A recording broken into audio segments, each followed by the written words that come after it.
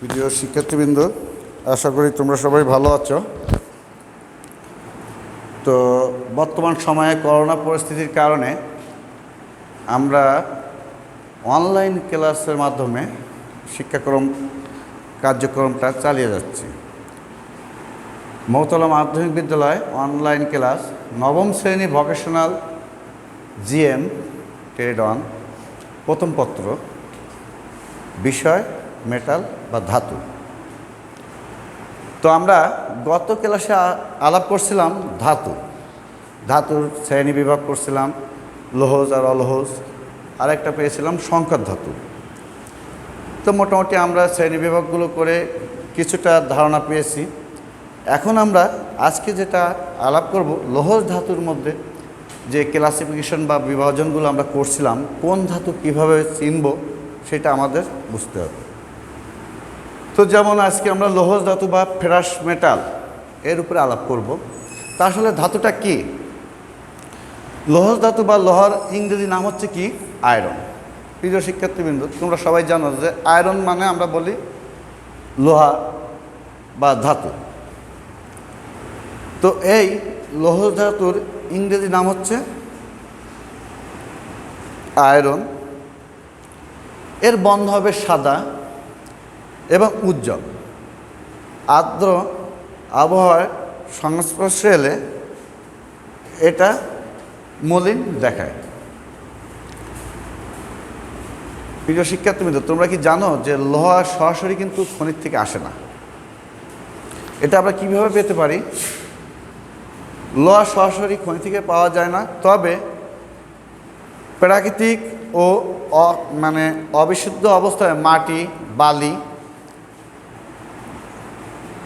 বালির সাথে লোহার আকরিক হিসাবে যৌগিক পদার্থ পাওয়া যায়। এই আকরিক থেকে বিভিন্ন প্রক্রিয়ার মাধ্যমে আমরা কি করি? বিভিন্ন প্রক্রিয়ার মাধ্যমে ধারাবাহিকভাবে কিছু সিস্টেম প্রয়োগ করে পিগ আয়রন উৎপাদন করে থাকি। আর এই পিগ আয়রনের মাধ্যমে আমরা বিভিন্ন উপায়ে, যেমন rod iron, cast iron, steel বা অ্যালয় স্টিল পেয়ে থাকি। তাহলে আমরা কি করতেছি? আমরা লৌহজ ধাতুর থেকে যখন আমরা ক্লাসিফিকেশন করলাম, আমরা লৌহজ আর অলৌহজ পেলাম, তারপরে পেয়েছিলাম সংকর ধাতু।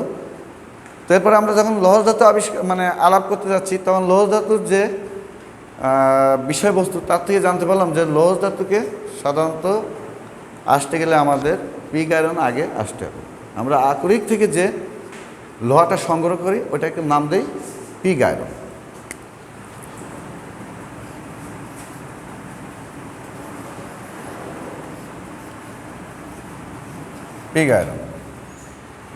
এই পিগ আয়রনটাকে আবার আমরা ধারাবাহিকভাবে প্রক্রিয়া বা বিভিন্ন পদ্ধতির মাধ্যমে পিগ আয়রন থেকে যে লোহাগুলো পাইব তাদেরকে আমরা আবার কয়েক শ্রেণীতে ভাগ করি। যেমন কাস্ট আয়রন।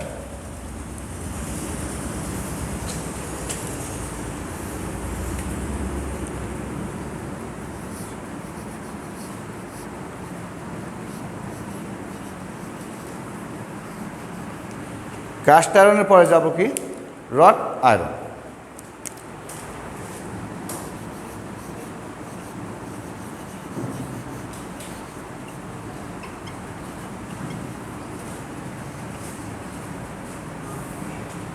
রড আয়রন এরপরে কি বলতে পারি? Mild still.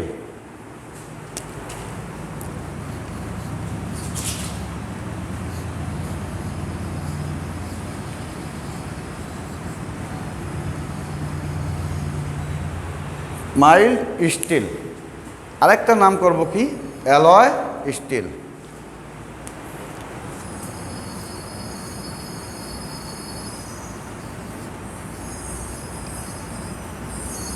Alloy still. প্রিয় শিক্ষার্থীবৃন্দ, তোমরা কি জানো যে আমাদের বাংলাদেশে কোনো লোহার খনি নেই? তবে আমাদের প্রতিবেশী রাষ্ট্র ভারত, আফ্রিকা, আমেরিকা, ব্রিটেনে লোহার আকরিকের খনি আছে, যেখান থেকে সারা বিশ্বের লোহার চাহিদা মেটানো হয়। তো যাই হোক, আমরা এখন এই পিগ আয়রনটা বা পিগ লোহাটার সম্পর্কে একটু বিস্তারিত আলাপ করি।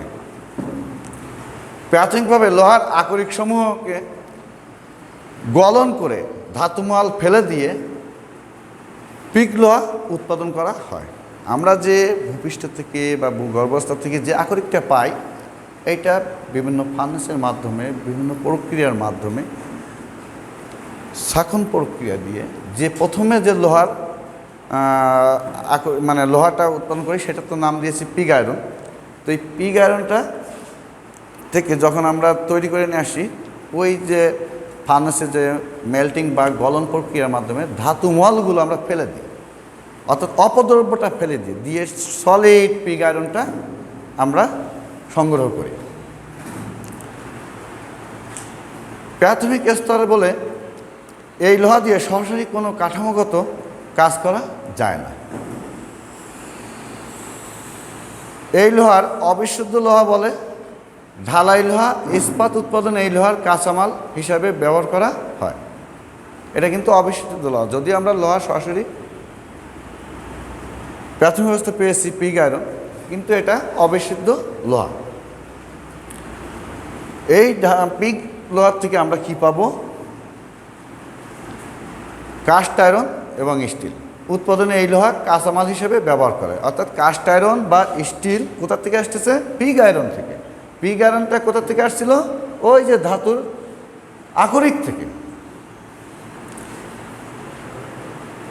পিগ আয়রন প্রধানত দুই প্রকার হয়, এক হচ্ছে হোয়াইট পিগ আয়রন, আরেকটা হচ্ছে গ্রে পিগ আয়রন। এই পিগ আয়রনকে আবার কিন্তু দুই ভাগে ভাগ করছে। একটা হচ্ছে কি হোয়াইট পিগ আয়রন, একটা হচ্ছে গ্রে পিগ আয়রন।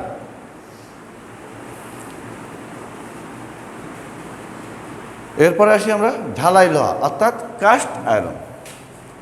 কাস্ট আয়রনটা কি? লোহা উৎপাদনের দ্বিতীয় স্তর হলো ঢালাই লোহা উৎপাদন। আমরা যে লোহাটা উৎপাদন করি তার দ্বিতীয় স্তরটা হচ্ছে কি ঢালাই লোহা উৎপাদন। পিগ লোহাকে কিউপোলা অর্থাৎ একটা চুল্লির নাম, যেখানে লোহার স্ক্র্যাপ বা লোহার আকরিক গলানো হয়। এই কিউপোলা নামক চুল্লিতে পুনরায় গলন করে ছাঁচে ঢেলে ঢালাই লোহা উৎপাদন হয়। এতে কার্বনের পরিমাণ থাকে সবচেয়ে বেশি, অর্থাৎ কাস্ট আয়রনে বা ঢালাই লোহাতে কার্বনের পরিমাণ থাকবে সবচেয়ে বেশি। এতে কার্বনের পরিমাণ সাধারণত 2 থেকে 4% পর্যন্ত থাকতে পারে।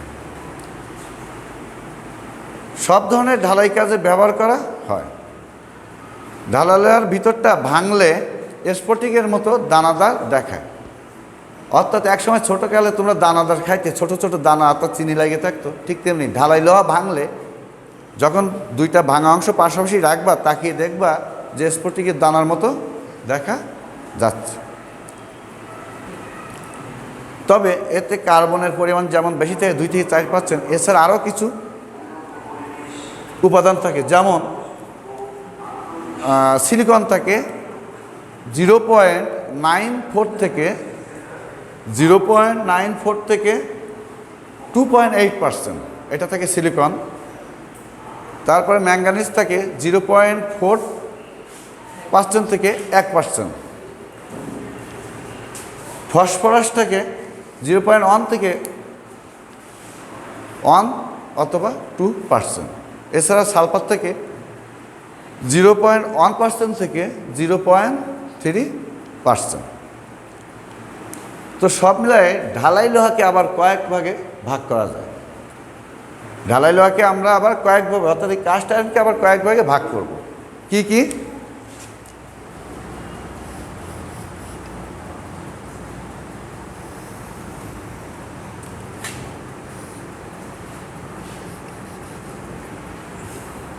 কাস্ট আয়রনকে আবার কয় ভাগে ভাগ করব কি কি?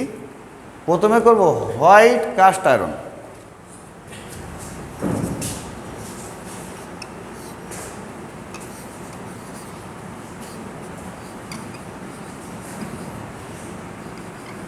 White cast iron. 2 হচ্ছে গ্রে কাস্ট আয়রন।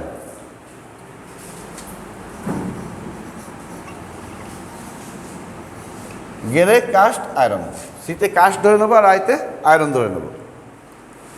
3 হচ্ছে মটেলড কাস্ট আয়রন।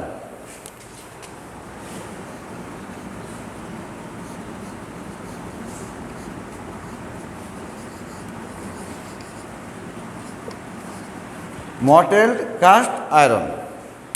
4 হচ্ছে chilled cast iron.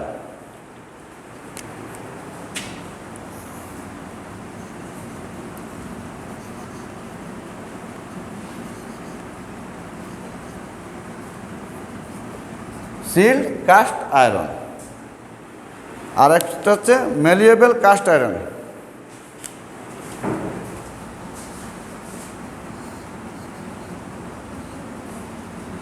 Malleable cast iron.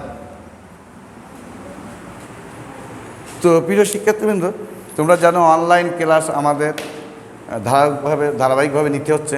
সেই হিসেবে একটা নির্দিষ্ট সময় আমাদেরকে বেঁধে দেওয়া আছে। তো তোমরা আজকে যেটুকু আলাপ করতে পারছি আমরা লৌহ ধাতুর উপরে, এইটুকু মনোযোগ সহকারে দেখবা এবং এর মধ্য দিয়ে যদি কারোর কোনো প্রশ্ন থাকে তাহলে কমেন্ট বক্সে এসে কমেন্ট করবে। আর একটা বিষয় হচ্ছে, বর্তমান সময়ে আমরা ব্যক্তি পর্যায় থেকে শুরু করে যদি সর্বস্তরের মানুষ সামাজিক দূরত্ব মেনে বা স্বাস্থ্যবিধি মেনে চলতে পারি, তাহলে করোনা নামক যে অদৃশ্য ভাইরাস দ্বারা আমরা সারা বিশ্বে আপাতত যে থমথমা অবস্থাটা বিরাজ করছে, এর থেকে পরিত্রাণ পেতে পারবো।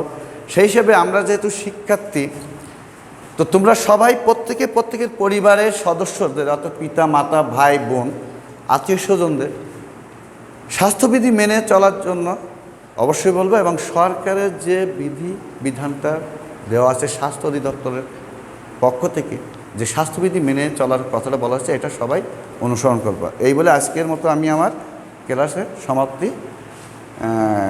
টানছি। তো তোমরা সবাই ভালো থাকো। আল্লাহ হাফেজ।